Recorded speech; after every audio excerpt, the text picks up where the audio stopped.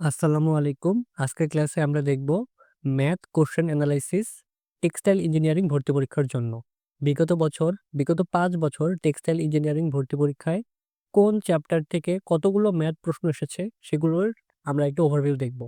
সবচেয়ে গুরুত্বপূর্ণ চ্যাপ্টার ত্রিকোণমিতি। এখান থেকে ১৫ টি প্রশ্ন এসেছে এবং প্রতি বছর ৩টা করে প্রশ্ন এসেছে। তার মানে খুবই গুরুত্বপূর্ণ একটা চ্যাপ্টার। তারপরে রয়েছে অন্তরীকরণ ১৪ টি প্রশ্ন এবং তারপরে রয়েছে সরলরেখা ১১ টি প্রশ্ন এবং এর পরের অবস্থানেই রয়েছে যোগজীকরণ। এখানে ১০ টি প্রশ্ন এসেছে এবং প্রতি বছর এসেছে এবং একটা লেস ইম্পোর্টেন্ট চ্যাপ্টার ভেক্টর এখান থেকে মাত্র ৩ টা প্রশ্ন এসেছে অ্যান্ড গত বছর আসেনি। গত বছর কোনো প্রশ্নই আসেনি।